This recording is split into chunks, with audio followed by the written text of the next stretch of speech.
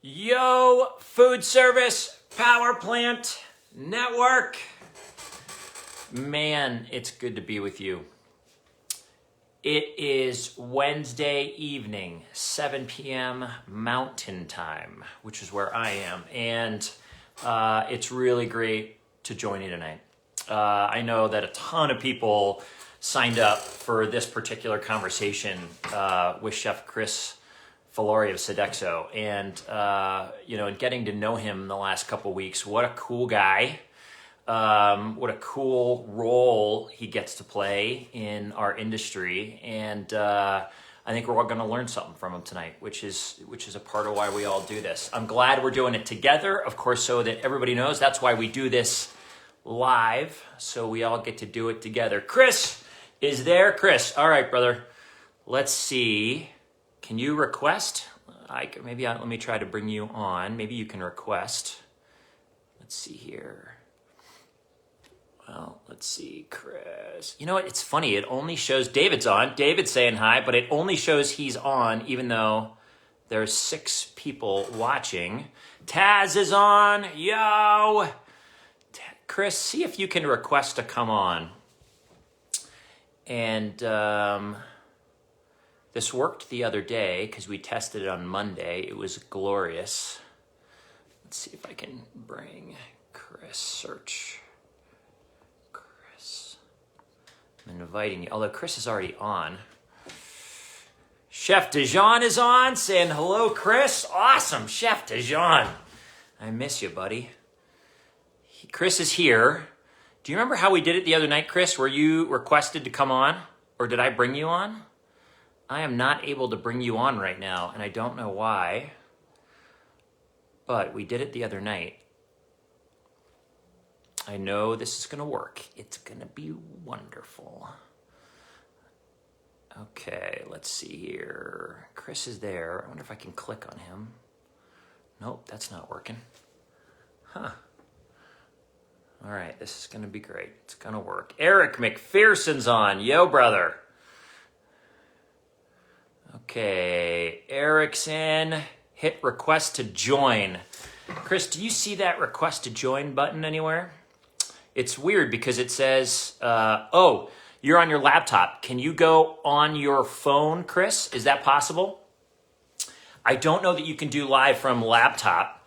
And if you have those headphones, when we went live the other day, that seems to work better. You can take your time. You can take a minute. It's all good. No worries. Even if you need to plug your phone in or something like that.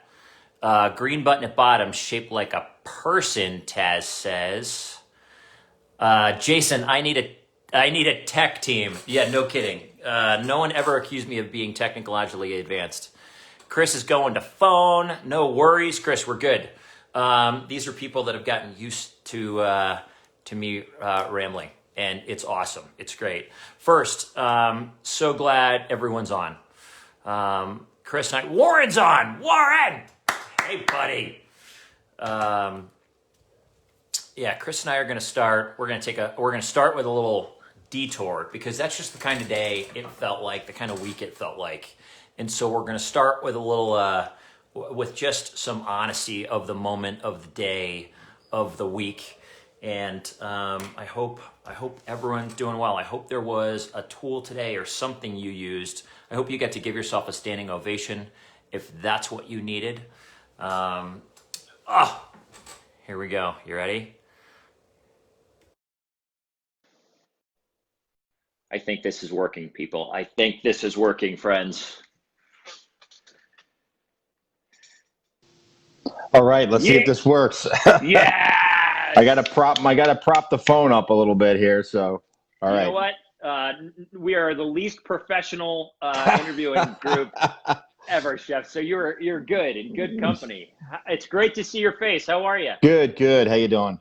Sorry, I thought I could Great. connect from my laptop. I thought I could be hands-free there, but that's fine. I got it propped up against my laptop screen. It shouldn't fall down, so we should be Awesome. good. You're going to be great. Everybody, a real quick introduction. This is Chris, Chef Follari with Sodexo, the Global Director of Culinary. Is that right, Chef? Correct. Awesome. So we're first, a quick thanks to our buddy David Richmond, who's watching, for connecting us Incredibly grateful, David, for that. And we're glad to have you on, Chef. I think it's going to be a great night. And I mean, your career and what you've accomplished and the role you get to play, it's all fascinating from a distance. And it will be fun to hear some of what you've gone through, things you've learned along the way. Let's start. Here's where we're going to start. And I texted you, I think, ahead of time. Yep. Because today was a hard day, is the truth. And over here on my end, personally, Yep. work was. There were good moments. There were hard moments at work. Personally, it was kind of a hard day. And it's not too often that I end a day and I'm like, I need to move. I need to go run and I need to blow some steam. And it's like smoky and like hard, like it's gross. My lungs felt raw, but I just had to do it. And just for anyone watching, it was a hard day. Just know we're in it with you. And Chef, here's a question for you. Yep. When you have a day that feels brutal or a week that feels brutal, what do you do to pick yourself back up, to blow some steam, whatever words you need to use to get out of that moment of the rawness or the brutality of it? What are things that you do when you have those days or moments? Well, I mean, definitely get outdoors. This time of year, it's great to be outdoors and to you went for a run. I mean, I spend a lot of time, I live walking distance to the Hudson River. So I usually go down there with my dog and we kind of just walk around, lots of paths, lots of things to do there. There's some local farms and stuff like that I like to go and spend time on too. And as crazy as it sounds, I get into the kitchen now because I mean, lately and in my role now, I'm not in a kitchen every day. And I know there's a lot of chefs out there that are feeling the same, not being in a kitchen sometimes is a little rough. I mean, I've been in this business my whole life. So I get into my kitchen at home and I figure out, what I'm going to do, what I'm going to make. I mean, this time of year, there's a lot of pickling and preserving and things like that going on. So I put on some music and I just kind of go in there and I shut off the laptop and I just kind of get in there and do what I do, and have fun. Because the kitchen's my comfortable place. That's really like the place where where I feel the most comfortable, the place that I can really relax and do things. Even in a professional kitchen, as hard as it is, it's a good place to be. What is it about the kitchen? What is it that happens there? Is it the creativity? Is it the taking something from nothing to something? What is it about that makes you come so alive? Well, like I said, I've been in the business my whole life. I've always been attracted to kind of working in a kitchen. I grew up with a family that was always surrounded by food. I would spend my summers on a farm in Swedesboro, New Jersey. My aunt grew tomatoes. So at an early age, I really became really interested in food and really interested in being in the kitchen. And I think, the kitchen, is also the camaraderie in the kitchen and working with, side by side with people. And just in as hard of a day, I was just, telling somebody a couple of weeks ago, I said, I would trade a day sitting in the sun in a lounge chair right now just to get into a kitchen but surrounded by stainless steel, get hot and sweaty and just kind of just have at it. And nothing like having like a pile of lobsters or a pile of things, something to really just take. And then, there's something about that, something about taking something and fabricating it from, beginning to end, and then, being able to serve, customers with that too. And it's really fulfilling for sure. Oh, that is wonderful. I mean, I feel like and we're going to talk about kids later in the interview, but I feel like with my kids, I try to take whatever you're describing, and as I encourage them in them growing up and figuring out what they love, I try to take that and be try to bottle up and be whatever this is that Chris is describing right now that he loves in the kitchen, Haley, Liam, that's what you want to find. Go find that, whatever. Yeah. And right now it might be Legos and it might be crayons and it might be all that, but that's the thing to go for, because it's hard to beat what you just described. There is no position on the planet, no amount of money, no anything that can replace what you experience around other people or going through that in a kitchen. For sure. And I even on the days that my daughter is with me too, she comes in the kitchen with me. I mean, she's got her own knife. I mean, it's a kid's knife. I mean, so I got it from a friend of mine, and she has she's out in the Detroit area, and she has a cooking school that she runs for kids. And she had turned me on to these knives, and I'm teaching my daughter basic knife skills and everything. And so she gets into the kitchen, she asks for her knife, and I let her. I mean, it's not perfect, but I make her feel good, and I make her, here's some cucumbers to cut. Here's some different things that we can cut. We make cookies together. We do a lot of things, and she's got a step stool so she can stand right next to me and be, counter height, and she can do whatever. I mean, she's been on a couple of Zoom calls with me, cooking and stuff in front of people. So through this whole pandemic and kids getting used to being in front of a computer, in front of a camera, it's, she's become comfortable with that. And so it's not strange or weird to her or anything. So, Oh, that is awesome. That is so beautiful. yeah. Okay, Chef Dijon is saying that he will be in New York on Sunday, JFK. Maybe you guys can get together. Boom. Love it, Chef. Yeah, well, I'm in New York, but I am not in the city. I'm in the lower Hudson Valley of New York, and people that don't know upstate, they call it, well, you live upstate, but I mean the truth is I live about an hour and 15 minutes from the center of New York City. I haven't been down, to be quite honest with you. I haven't been in the city since probably February, just through this whole pandemic and everything. So, and where I live in Beacon, and Beacon is a nice little city on the Hudson River. I would say a very large percentage of the people that live here are people that are originally from the city and they wanted to escape, and through this whole pandemic, believe it, I mean, it's just become more and more. I mean, the real estate here in the area is just tons of people wanting to come up here and live up here because it's a great place. There's a lot of culture. There's an art museum that I can walk to that's big, like 5-minute walk from here from my house down to there. And it's right on the train line into New York. So there's a lot of people. It's very attractive for people to come up here and live. So lots of culture, and that's what I like about it. It's a very diverse city. It's a very diverse group of people that live here. So there's always something great to do. You have the benefits of having that city kind of vibe and being able to. I mean, if I don't want to drive anywhere on the weekends, I can just walk to get really whatever I need. And it's great. I mean, I used to live on the other side of the river, which was a little bit less culture than there is here. So I love Beacon. I grew up in North Jersey, so this is not far from there either. So it's a great place. Awesome. It sounds pretty heavenly. Yeah. Okay, our friend April is saying her son's into cooking, culinary as well. Have you ever thought of formulating like a YouTube video series for kids with your daughter? I don't know. I mean, it sounds interesting to do, but it's like those are the kind of things you really got to keep up with if you're going to do it. I think I'd like to do something like that. There's plenty of good things on there already that people are doing. I could always, send you the information on that kind of stuff and everything too. But I mean, she's 6 now.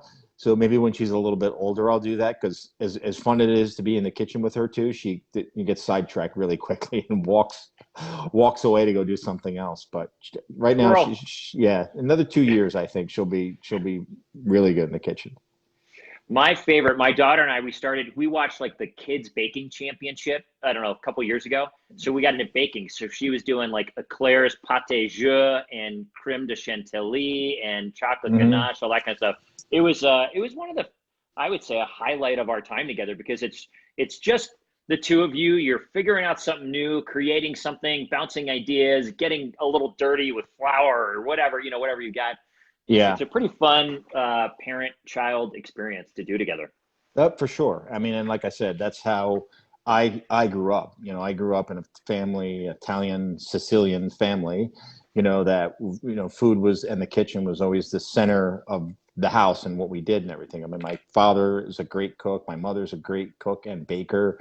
My grandfather was a great cook. My grandmother was a great cook. So my uncle, everybody it was always that. It was always about food. It was always about sitting at the table, breaking bread together, sharing those experiences. So it's interesting how much kids know these days because of the Food Network and the Travel Channel and all these things that, kids are watching. I didn't have that, and then when I decided to get into the industry, it definitely wasn't cool to get into the industry. It was kind of like, well, what do you mean you want to do that? It's like, this is, I don't want to date myself and tell you the year, but, when I graduated high school and everything, it was like, I knew what I wanted to do very early on. I knew that, I started working in a restaurant when I was, 12, 13 years old as a busboy.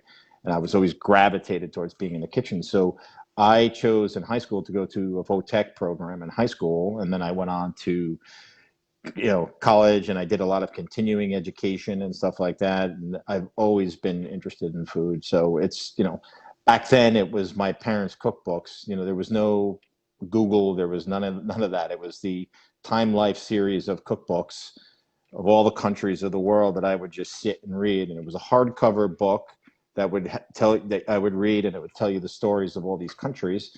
And then there was a spiral bound book that had all the recipes to kind of go along with the hardcover book.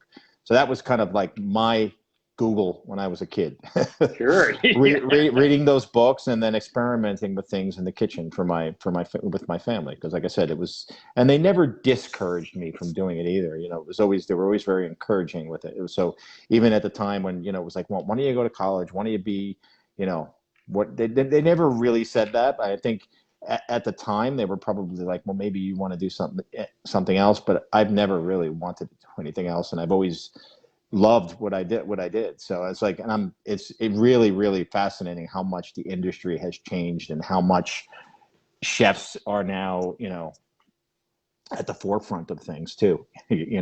Not so much you can't be a back of the house person, anymore. What I mean? Like the old days of the chef just being in the back of the house and not coming out, or being, you really got to be, a chef that's on his game is really, somebody that can communicate with the public, somebody that can get out there and really talk to people and talk about his craft. I've never thought about that, how that piece has changed. You can't hide any longer. You have to be a public figure and engage that way. Here's a quick question. David Richmond asks, who has the best burrata? Is it pronounced burrata? David, is that right? I'm trying to think. I don't know. Like the cheese, like the burrata, the cheese? I guess so. I don't know who's got the best. I mean, there's definitely various ones that I've tried as far as a brand and everything like that. The stuff that comes from Italy is great. But, living here on the East Coast in the New York area, we're full of Italians. So, you can go to a lot of the Italian specialty shops and always find some, that stuff that's really good. When I was a kid, I grew up in a town that was predominantly Italian. So, Sundays where you go, you get your cheese, you get your bread, and everything was always fresh. So, oh, so good. Yeah. Okay? So your journey to being a chef, what would you? Has the journey today for today's kids, aspiring chefs? I imagine the path is somewhat. I mean, there's certainly similarities, but there are also things that might be different. What's your encouragement? I mean, you did you did VOTEC, which I think is a great way to go when you kind of know a particular skill that you want, etc. Is there a path or a way or an encouragement you'd give to people, aspiring chefs today, that you've seen as valuable? Yeah, for sure. I mean, I think one thing I would encourage them is to spend 2 to 3 years after high school going into and working in a restaurant or working in some kind of kitchen, whatever they really want to work in, and then for one reason to really decide if that's really the path you want to take and that's what you want to do. Because I think what they're seeing, the glamour of it now, it's almost like they're looking at, back, in the when I was growing up, you looked at rock stars and everything. You want to be a rock star. Like, these kids are getting this delusion by watching these shows that they're going to grow up and be a great famous chef and everything one day. But you really got to work hard at it, and I think you really got to know what you want to do before you do it. I think the other benefit by taking that time before going to culinary school is that you're going to absorb so much more when you go to school than you would if you were to come right out of high school and go to school. You spend those 2 to 3 years of really, and you could be jumping around, go work in a butcher shop for 6 months, go work and be a fishmonger for 6 months, go do these things and to really develop your craft. Know that you want to do this, because once you go to school, you're going to really absorb that much more, and the learning is going to be so much easier, and you're going to be able to make decisions on what you're learning and know a lot more about it, both the science of it, as well as the passion and the creativity of it, That's a great point. I think if you go directly to culinary school, you don't even know what questions to ask almost, where if you've been in a kitchen for a couple of years, think you face things that you're like, holy cow, how do I deal with this? And then, Yeah, for sure. I think what happens is, they see this stuff and it looks glamorous. Their parents go out, they buy them a chef coat, a $90 apron, some, great set of knives and everything like that. And all of a sudden they think they're a chef. And, and I was talking to somebody about this last year, this kid, because I was up at the Culinary Institute. The Culinary Institute of America is about half an hour from where I live, up the river, So, and I was talking to this kid, and he was all into the science and this making gels and doing all this stuff. I said, well, why don't you learn how to roast a chicken first? Make a perfect roasted chicken. Learn how to do all those things, and then that stuff's cool, but that stuff is a fad, and it's really going to die out quickly. And you really got to learn the basics of your craft before you start to play around with that molecular gastronomy and those things. Because that's cool. I know a little bit about it just because I've always, whenever I see something, I want to just. I wouldn't say I perfected it at all, but I know the science behind this molecular. But it's not something that's part of my identity and what I am as a chef by any means. Sure, it's feeding people and making them happy, I'm guessing. Feeding people, making them happy, I think, and really learning about a particular culture or cuisine and anything that you're going to try to cook and do. You know what I mean? So I think travel for a chef too, if they have the opportunity to travel, which I've had, through my life and everything and most of my travel in my, younger days, even until now, are always kind of trying to base my, grow my knowledge of food, because I've always I think the important thing for a chef is to see, the beginning to the end of where food comes from, where it comes from, both the history of food, and how it, why we're doing this, how it grows. I mean, you should spend time on a farm, see how things grow, see how with the work it takes to work on a farm. I think, if you're going to cook an animal, you should see what it takes, how an animal is slaughtered, how things are. And I think that's important because you develop a different respect for the food when it's sitting on your counter, rather than just this great, I got these great steaks that just came in with this big bone and that's cool. But why don't you go spend some time on a farm and learn? I mean, I've traveled, I've been to Asia, I've been to the Middle East, I've been to, Central America, most of the US and everything, Europe. And I think you learn those things, and it's not just about getting the best steak. It's not about you should learn what you can do from nothing, really. I mean, you take a look at what we're doing now, and sustainability and food waste and things like that. It's shocking when you really look at that, and these different things that are kind of left as byproducts in a farm that are totally usable things and everything. So I think for a young chef, that's a critical piece that they should really learn, and to develop their craft, and to see, it's about the environment and about making a better future for their kids or my kids. Man, what a great point for anyone watching, aspiring chefs. Talk about some pretty great advice. That was awesome. Hi to Shannon Solomon, who's joined us. Shannon Wange, Anthony Garudo, Tommy Lyons, Ruby's on. Hi, everybody. I'm going to ask you a follow-up to what you just said, but what's up, Anthony? Let me ask it now. You're talking about environment, etc. As I was stalking you online, before I do this, I have to stalk you to figure out a little bit about you and ask you somewhat intelligent questions. And I saw you're on a panel next week. You're on a webinar for the Food for Climate League's quest to reverse global warming through food. Mm-hmm. And it's for New York City. It's New York City Climate Week next week. So it starts on Sunday, and it runs through Friday next week. And the food piece is just a small part of that, as a bigger problem and everything, that they're kind of addressing. But my piece is with the Food for Climate League, and I'm going to just really make a really simple recipe of, I'm going to make a blended burger, basically. And it's going to do it in my kitchen here. I'm going to zoom in, and basically it's taking, 70% ground beef, mixing it with 30% mushroom, and kind of making it a little bit more plant forward, and using something healthy, incorporating that into the burger. But then I'm also going to do a lot of show a lot of pickling and things like that that are going to kind of go along with it. So blended burger is something we introduced with Sodexo probably about 3 or 4 years ago, um, as a way to make the burger a little bit more nutritious, but also lowering the footprint of animal you know proteins and everything in there, and introducing some vegetable into there, well, mushroom. So Is yeah. there a thing like any, I don't know, any restaurant or any establishment, is there one simple thing that's fairly easy for anyone to adjust a little bit if they want to move more in that direction of lower carbon footprint, et cetera?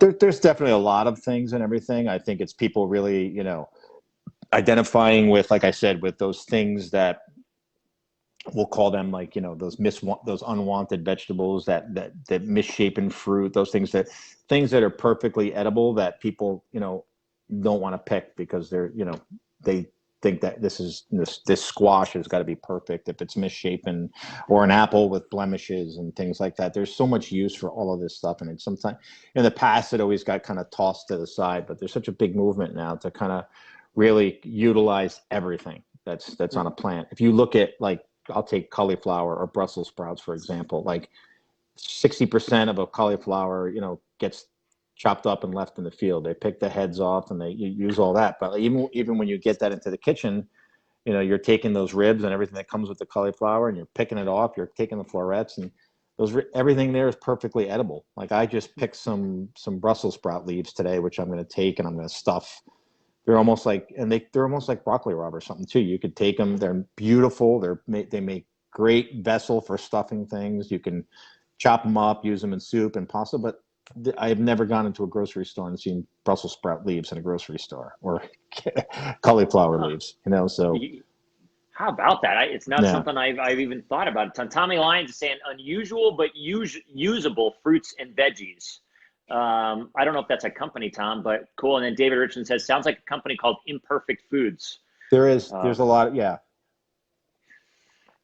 And we've got a couple of videos from Sodexo that one of my colleagues in the UK, if you YouTube it, I could even forward you the link to that later and you could send it out to everybody. If you YouTube, you can see something that he did, all around, the ugly fruit or the unwanted, stuff that's kind of left there. But there's no easy answer for everything. But I think it's just it's really about awareness. It's about, chefs and restaurateurs and everything to really be aware of, what they're doing, what they're serving. A menu doesn't have to be, 25, 30 items. It could be 10, and be a great menu, because food waste is just atrocious, here in the US. So in the world, basically. Well, I'm glad you're getting to help solve it. A question David Richmond asks: what are some? I mean, you're global director of culinary, so you get to see what's happening in the world for Sodexo. I think I saw Sodexo is in 80 countries, I believe, or something of that nature. What are some of the similarities and differences between U.S. chefs and European chefs? Was one of the questions David Richmond asked. I think a lot of the things I've talked about, the European chefs already practice, and they already know. I think a lot of the stuff with, because food in a lot of different countries isn't, they're not as wasteful as we are here. If you go into, you don't see people going to Costco and stocking up on, a cart full of food and going home. It's like you're kind of buying what you need for the day. Some of the time I've spent, like in Italy or in France, you go to the store, you buy the meat, you cook the meat that night, or you go to buy your vegetables and you do that. Like, people go and they stock up for, especially during the pandemic, it was like people were stocking up on all this stuff. It's like, and, I could say that in the past I was probably guilty of that. Okay, I got to buy this, but like, why am I buying all this? Why? It just takes one, 3-day power loss to change your mind on that stuff when you start to see food getting wasted and everything too, because it's, I think I would say that the European chefs are definitely more in tune with that, and especially, and even like over in Asia and China and stuff. I had the opportunity, and this was personal trip that I had taken back in like 2008. So I got to travel to a bunch of different regions in China. I was there for probably almost 2.5 weeks, 3 weeks, and then you really see again, how much more respect there is for the food and everything, and it's definitely it's different. It's different here. Like I said, it's people's making that connection from what like I say, the farm. I mean, farm to table. It's an overused word and everything now, but it's the truth. If you learn about where this stuff comes, you have a lot more respect for it and everything. I've been hooked on this show on YouTube called the Country Life Vlog, and it takes place. There's no talking in it, right? It takes Okay. place in Azerbaijan. And basically, it's these people just living it. There's no talking at all in it. Very little talking. There's a little bit of talking, but it's basically these people on a farm going through everyday life, working on a farm, picking their vegetables, making all kinds of, things, which is just produced from the land. So you really have, I mean, it's really cool to watch. So I would definitely, one of those things, if you're a chef or if you're a foodie, you put it on, and like I said, maybe put some music on in the background because there's not a lot of talking, but it's fascinating. It's fascinating to watch because it's just this woman and her family cooking. That's it. Cooking out, Oh, mostly outdoors. oh, that sounds awesome. Yeah, I'm looking it up tonight. yeah. Do you think, here's a question that we end up bobbing and weaving. Do you think a change is happening in the US with this theme? And follow-up question, do you think now that the chef, you said, is not hiding behind in the back of the house anymore, right? You have Hmm. chefs are celebrities Yeah. anymore, right? And do you think that change will help the opportunity to improve the movement in the US, to see people like you or other chef celebrities talking about sustainability and non-waste, et cetera? Do you think that's helping pick up speed with chefs in the US caring about this? I think it's definitely picking up speed, and some of the messages through social media are certainly important too, and making the younger, not only the younger generation, but people my age and people, anybody that's involved with food, really kind of taking a hard look at, what we're doing with food and what the future of food is going to be. You know what I mean? Like, because yeah, it's got to change. It's got to change for sure.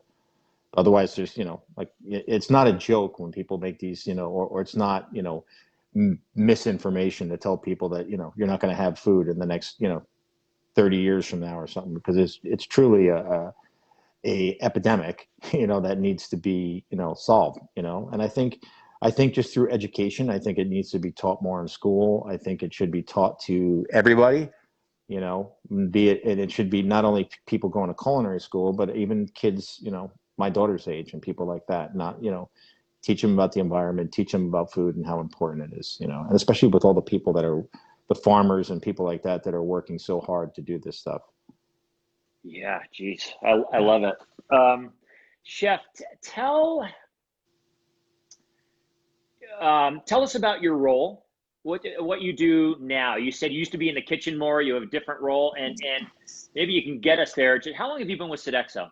I've been with Sodexo over 20 years now. So over That 20 years. So I started off I was working in hotels, I was working in restaurant, and catering and things like that. And I wanted a better lifestyle. I wanted to work Monday through Friday, which now, and I still, I do now, I mean, for the most part, but I mean, like back then it was like, okay, I want to escape. I want to work Monday through Friday. And I started off as an executive chef working at BMW of North America in northern New Jersey. Then I started to move on with various roles during, with Sodexo. I lived in Boston area for about 3 years, which I loved, and I still love. Boston's an awesome city. There's some great chefs up there. I haven't been up. I haven't been up there in a while just because of the pandemic, but it's a great place. I love living up there. And then I started to move on to different roles within the company. As an area chef. Then I was a group chef. I took care of all the Merrill Lynch business that we had here in the U.S.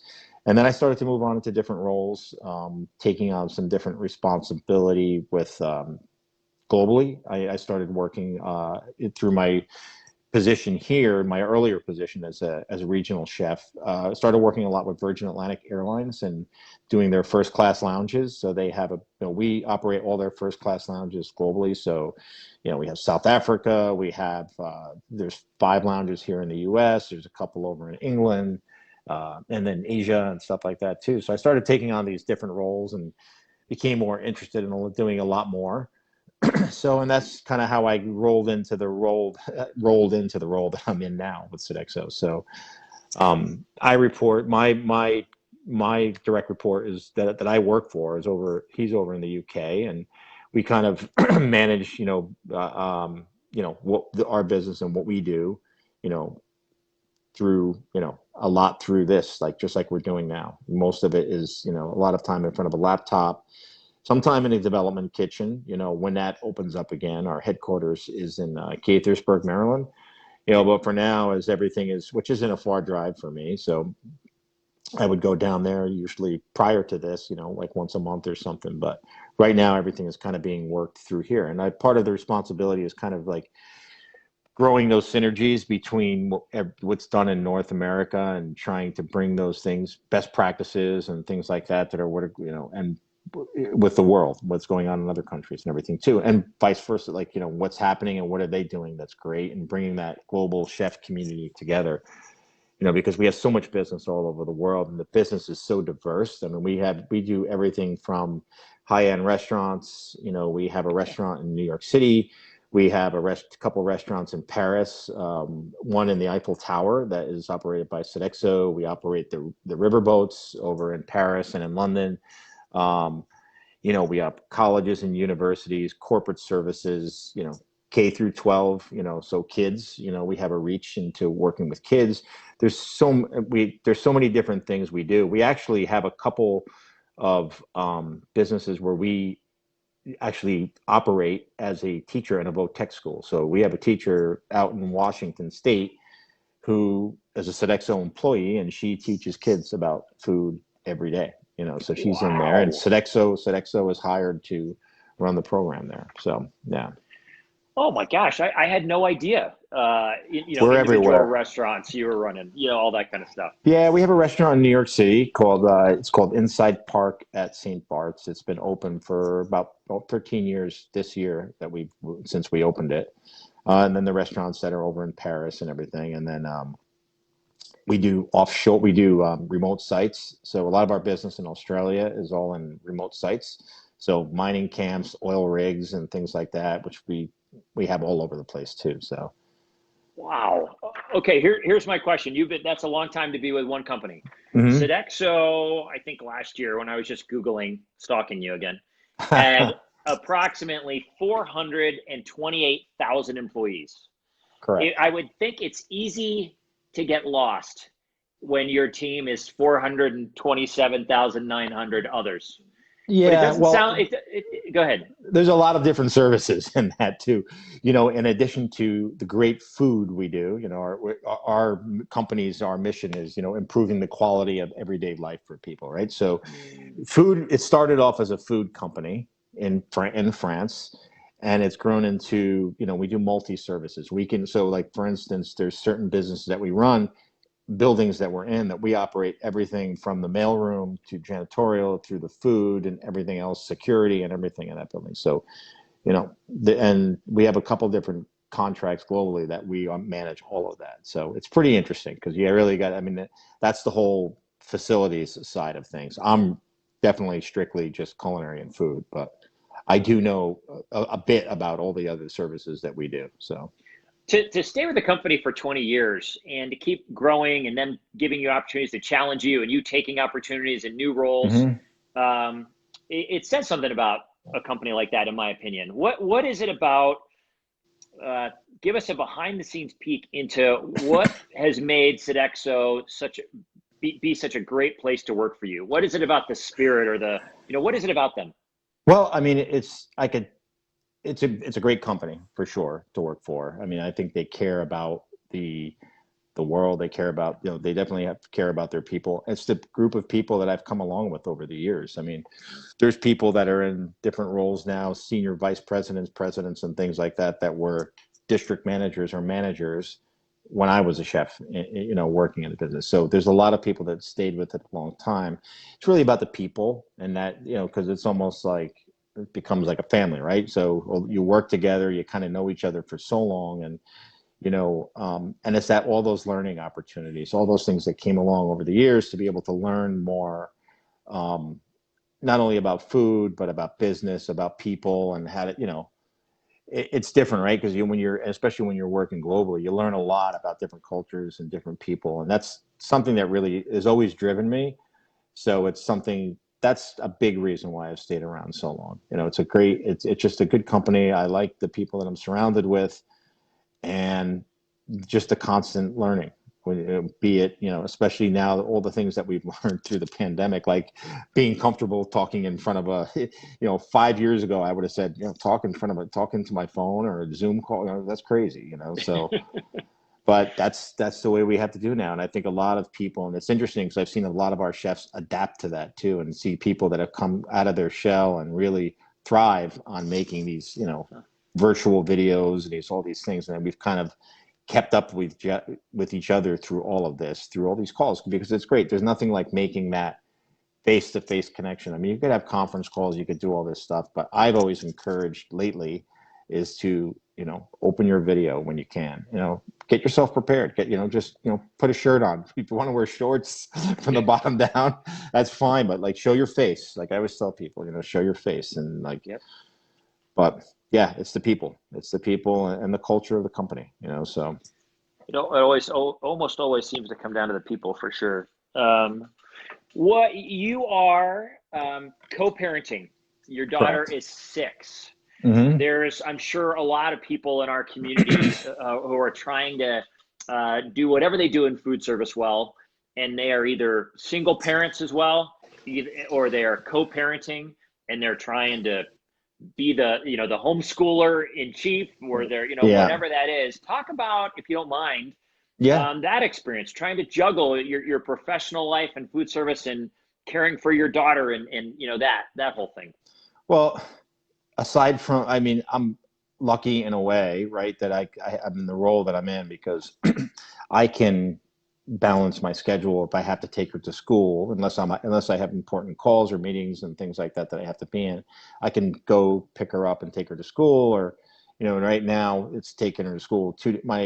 Her mother lives about 5 minutes away from me, really, on the other side of town. So there's a benefit to that, of being able to just, like, I picked her up today, I dropped her back off by her mother, I spent about 40 minutes with her, and then I got back to work. And you're working in different time zones too. So it's sometimes, I'm up at 4 a.m. and I'll start my day, early in the morning, or sometimes I'll be, working on the phone late at night, like communicating with someone in Australia or in China or something like that. So it's not easy. It's not easy by any means, especially now, because it's like, there was always that benefit of, drop her off at school, pick her up at 3 o'clock. And now it's, last year was kindergarten. So, and then, but now it's 2 days of school, 2 days of a program that she's going to with a local gym, at one of the gyms. But we're probably going to switch her out of that, because there's a local farm that's close by that's running a program for school age kids too, where they kind of take them through their work for part of the day, and then part of the day they get to learn and be on the farm and do that stuff. So hopefully we're going to get her into that, and then she can, because she's gone through various programs with them already, like summer programs and things like that. It's really 5 minutes from my house over here where I live, and it's a great farm, great community, and she can go down there and learn a little bit more about than just sitting in front of a laptop. So, and then one day she's at home. So Fridays is usually she'll be with me. I work, I set her up, and she got a desk in her room. She got her laptop, what is it, the I forget what they call it, the Google Chrome, the book. Chrome pad. The Chrome, yeah. So she's got that, and she sits there, but she knows her way through that. She does her lessons, and then she does whatever else she's going to do. So it's not the easiest thing in the world, but blessed to have a healthy child, and I happy all the time I get to spend with her. So heck yeah, you're doing it. You're making it happen one way or another. Yeah, for sure. Chef Carmen is on. Hey, Chef Carmen. Joe Carcione got hacked by someone. That is funny to see that. Steve's on. Dad is on. John Nunez is on. What was there to keep doing what you do and work in the kitchen the way you did and follow your passion? There's lots of moments to need to persevere and push through something. What was there a person in your life who seemed to instill in you that sense of perseverance and keep going and strength? Anybody in particular? Yeah, there's probably a couple of people for sure. The people that like you've been through the trenches with and things like that. I mean, and those days that you have to just push through no matter what because you got to get the job done. It's almost like war. Like I could give you one particular instance was I can't even remember how many years ago it was when we had gotten the Formula One racetrack in Austin, Texas. And we just opened that up and it really was just completed. And it was the first weekend of this Formula One race. And it was the hardest thing that I've ever had to go through in my career as a chef because, we weren't ready. The planning wasn't right for it. It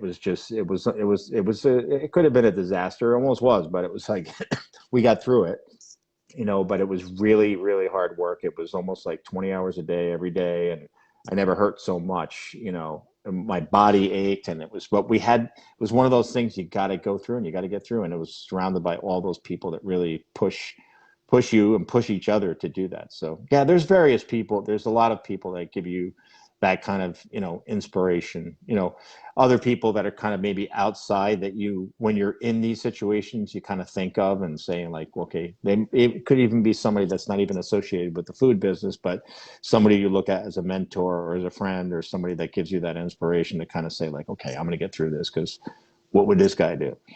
So. Yep. Did you have a mentor when you were coming up in it?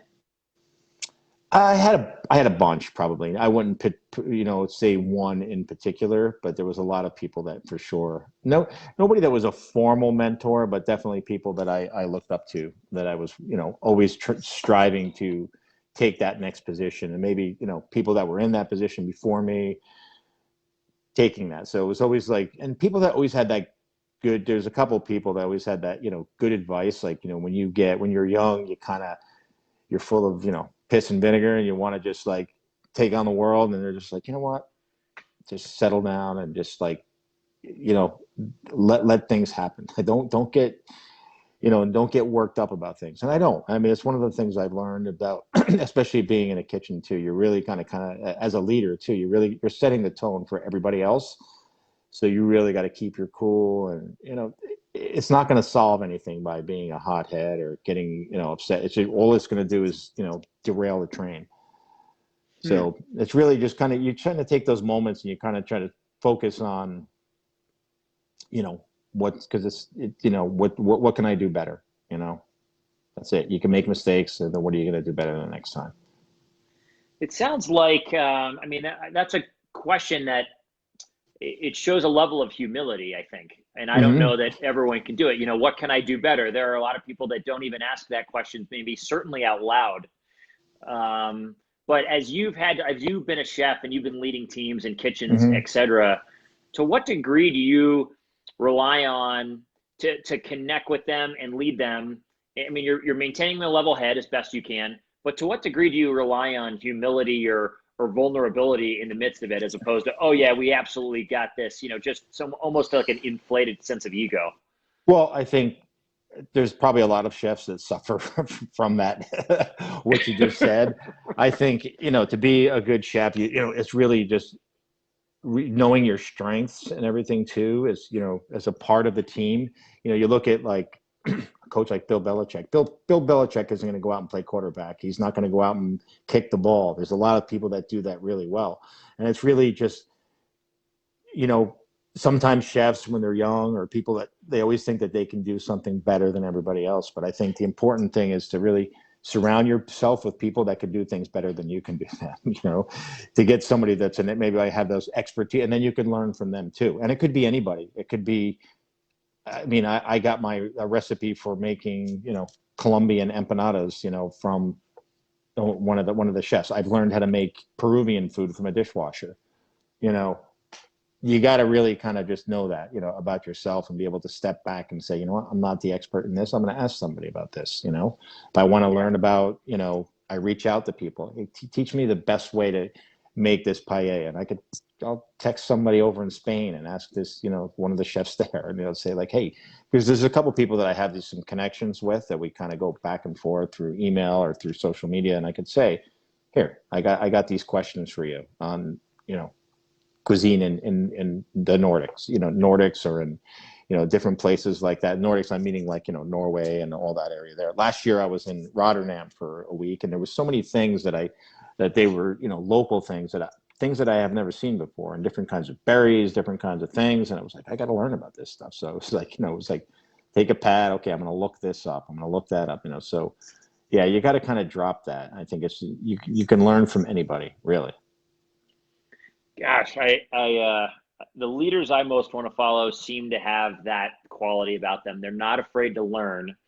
And consequently, in order to be not afraid to learn, you have to be not afraid to acknowledge what you don't know today. As what you don't know isn't a lack.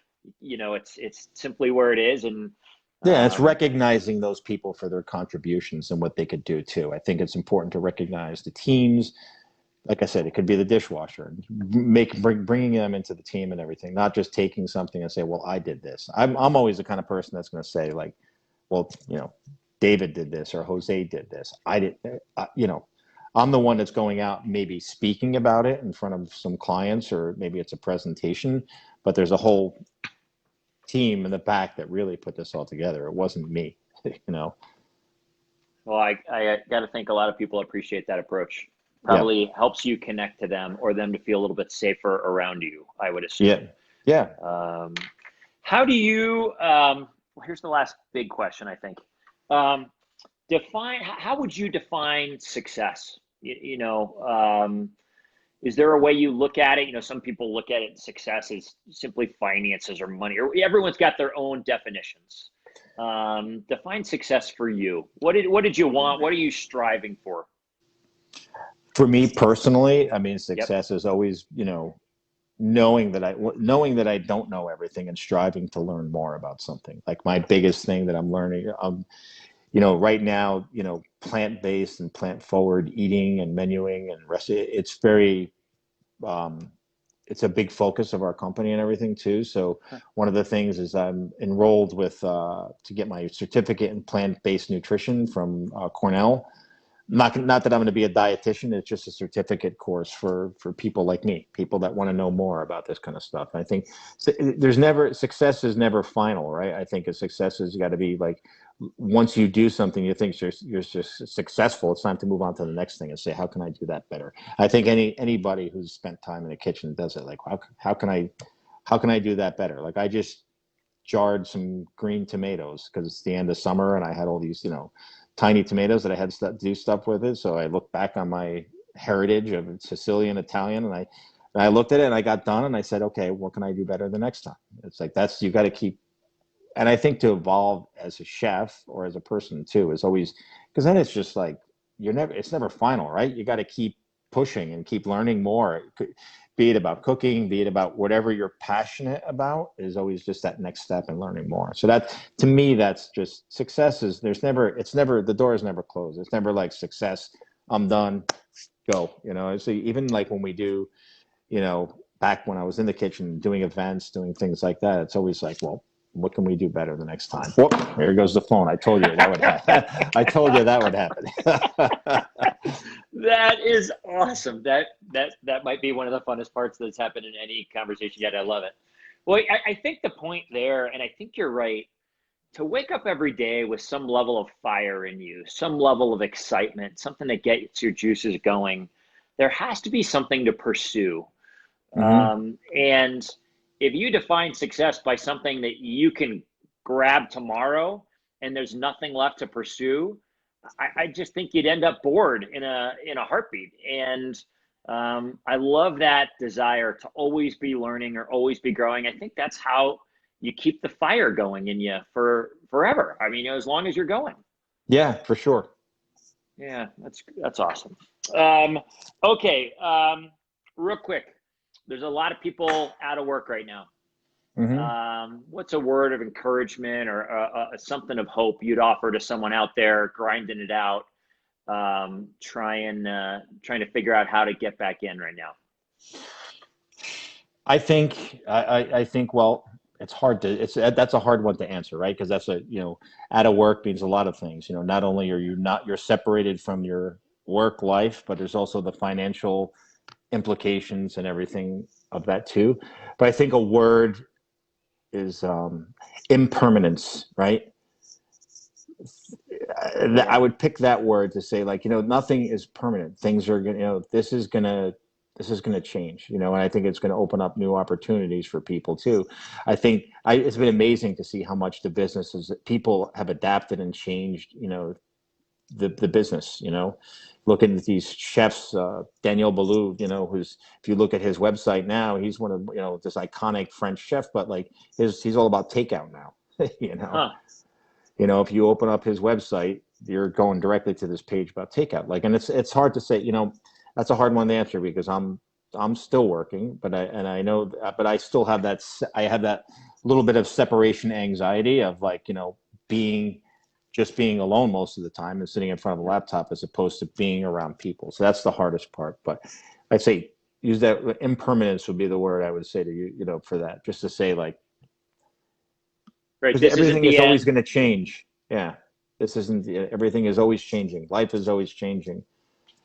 I You think know. that's a perfect word. I think it's a great Yeah. word. What's do you have a favorite movie that when you watch it, you inevitably cry? Hmm. Well, maybe dance. I'd say. I don't know if I'd cry, but it definitely would get me. Dances with Wolves would be, one of the movies. Yeah. Because I love dogs. I love animals and stuff. But that was one. Dogs are awesome. And but yeah, that's one that's pretty sad at the end, right? Yeah, I haven't seen it in forever, but I remember that's right because he's got, is it a wolf or a dog that follow Kevin Costner or The something that wolf. follows him Yeah. everywhere? Yeah. Oh man, you're right. Holy gosh. Um, okay, lastly, a favorite. Is there a favorite? And it could change. Maybe it evolves for Hmm. you, but a motivational, inspirational quote that you rely on that you find yourself saying more often than not, or that you offer to people. I don't know. I can't think of. I should think of one offhand because I'm constantly looking at quotes and things like that. But um, I'm trying to remember who said it, but Yeah. I think there was one. There was one. It's kind of like when you find yourself neck deep in alligators, you forget to. It's tough to remind yourself that your initial objective was to drain the swamp. Got it. Interesting. Right. Yeah. So it's kind of like, for me, my take on that is, like, taking care of things when you need to take care of them, and don't let things build up. There's a lot of quotes. There's a lot, and I love. I mean, David's on here right now. I look at his quotes every day, and I'm always sharing them with people. So I have so many quotes. I shared one of his quotes he put in our group. Actually, Jason Worth just jumped on. I shared one of David's quotes with Jason today. We were both laughing our tails off. I think from Winston Churchill and about using your language to. It was just hilarious. Anyway, yeah, um, Chef, listen, I really want to thank you yeah, for coming great. on, for being open, for being real, for being able to connect with our community, offer some words of encouragement. I love the word impermanent. This isn't a forever. Let that be our encouragement to everyone watching before we sign off. If it's, we started with, it was a tough day. Yeah, And if you're in a tough day, if you're in a tough moment, if you're in a tough season, and you don't see a light at the end of the tunnel, realize a light always comes at some point that you will see. And even if you don't see it now, you just keep moving. In the words of our buddy Dave Turner, you keep grinding, you keep moving, you keep looking for hope, you keep connecting with others, and that light will come. So keep going yeah. would be the encouragement. I mean, that's one thing I would encourage people to do, is really to connection, right? connection is extremely important for people, not to get in those, get down and just be by yourself all the time. Try to make connections. Connections like this are really important for people to be able to do that might not be able to have that, connection at work every day. It's like, it's important. The power of connection is really important to get through all of this, Heck yeah. I love it. It's the only way I survived my darkest moments, for sure, was the people around me to keep me going. And I appreciate that you value that as well. Taz, one of our buddies, David saying thank you, Steve saying thank you. Great. Jay Worth, Taz, you guys, we love to do this with you, of course. It's the joy. Taz asks, can we connect with Chef? Is there a way for people to find you? I know you're on LinkedIn. We connected on LinkedIn. I'm on LinkedIn. You could send out my info. I do most of my social media and stuff I like to do through Instagram, which seems to be a great forum for food. So I'm at Hudson Valley Kitchen on Instagram. So you could send that out to the group, but yeah, it's at Hudson Valley Kitchen. I'm usually posting on that with food. It's usually food or my daughter. I don't put on crazy stuff on there and stuff, but sure. Love it. I love it. Well, you can feel free to send out my email or something like that. So that's awesome. My personal we'll do email it. There. So we'll share that with the group. Yeah. If anyone wants to reach out to Chef, connect with him, ask him questions. If you need professional advice, or if you're a young chef trying to figure out what does this really look like after you've been in it for a long time. That's one of the neat things about what we do here. So many people willing to help and willing to share their story and their experience. Everyone, remember, you're doing it. We're like 5 or 6 months in and you are still going. So give yourself a standing ovation tonight. Pat yourself on the back. We're certainly doing it together. We're glad to be in it with you. Chef, thanks so much. This was a blast. To you. Yeah, absolutely. We love it, man. Thanks for being being part of the community. Maybe we can connect again and we'll do some cooking or something here, live cooking. That would be we'll do awesome. That. Blowing my mind. That'd be great. A live cooking little class or something. That'd be really fun. We could talk and cook at the same time, so we could do that. That would be fun. I would love it. Chef, thank you so much. Everybody have a great night. Thanks for joining us at the Food Service Power Plant Network. We will see you next week. Be well, everybody. Thanks, Cheers. Chef. Take care, everybody. Bye. Bye, brother.